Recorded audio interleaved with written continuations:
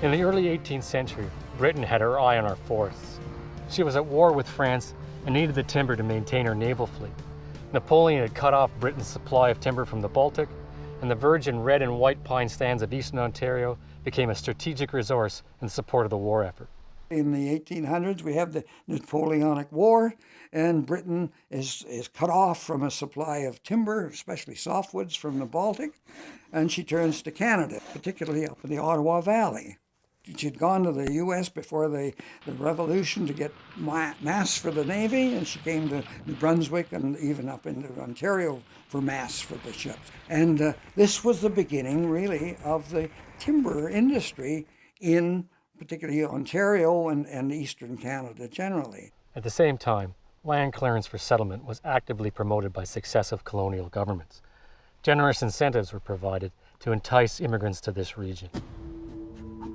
When the settlers first arrived in this part of the country, the forests were pretty much unbroken. This area was a very heavily forested area. It was broken up by wetlands, of course, but the settlers themselves viewed this forest as something that was almost evil and intimidating. It was impenetrable, and if you read some of their journals, they just couldn't believe how shaggy and ragged the forests were, and it was dark. The light didn't hit the forest floor, and they were afraid of it, and they were intimidated by it because they now had to clear it in order for them to establish a house and a garden and have their family survive.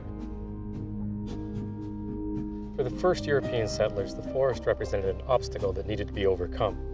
Their land grants required them to clear 12 acres within the first 5 years or forfeit their title. It was backbreaking, dangerous work, and many of them had never swung an axe before.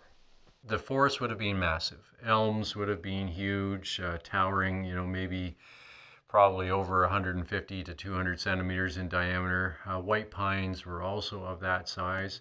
You could get 5 16-foot logs out of the thing before you even hit the crown.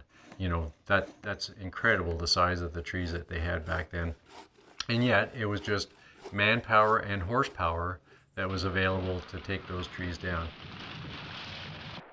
Gradually, the settlers cleared more and more land, sowing their crops of wheat and barley amongst the huge stumps in their small fields. To buy the necessary staples for their families, they needed cash, so they used fire to burn the large beech and maple. The resulting mountains of ash they turned into potash, which was sold to Britain for the pottery and textile industries. The fire was frequently used by settlers simply as a land clearing strategy. When these fires got out of control and became major forest fires, they ran into conflict with lumbermen who were after the big pine. There are stories of settlers using fire in a reckless way, and the result would have been large conflagrations that would have burned large areas, widespread areas. So the lumbermen were quite fearful of settlers pushing into their areas. The lumbermen were also responsible for the huge fires that raged through this region at the time. Squaring timber was a wasteful process. About 30% of each tree ended up on the forest floor. This provided dry tinder for the natural and human-caused fires that burned through previously logged areas. While these fires were a danger to the people living and working in the forest, they weren't the primary concern of the forest industry at the time. For them, the greatest challenge was getting their timbers to market thousands of miles away across the ocean. For that, they relied on the network of rivers and streams that crisscrossed the Great Lakes St. Lawrence forest. The square timber era was really about how to transport that material from the hinterlands of the upper reaches of the Ottawa Valley all the way up through the Muskokas and even north into Temagami to drive that lumber to markets over in England. The Ottawa Valley is famous for that, of course. The guys putting together square timber, so you would have had to have fallen the tree.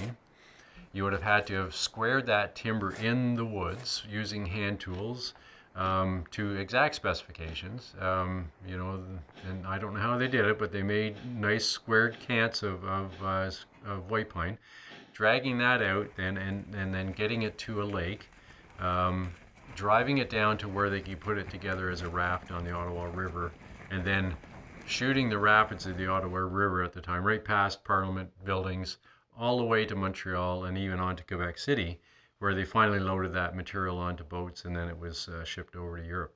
Forestry was a cornerstone of our economy. At the height of the square timber trade, millions of cubic feet of pine were being rafted annually to Quebec City, and from there, mainly to Great Britain. In the second half of the 19th century, timber exports brought in 4 times the revenue of agricultural products. Virtually all of this timber was coming from the Great Lakes St. Lawrence forests, as licenses were acquired further up the Ottawa River and its tributaries, and then into the Lake Nipissing and Georgian Bay watersheds. The timber industry became our largest employer.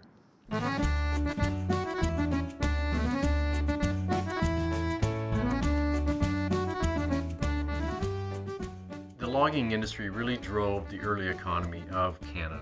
It provided the money that allowed us to build some of our original, institutions like the Parliament buildings or Queen's Park and some of those other things, some hospitals and schools.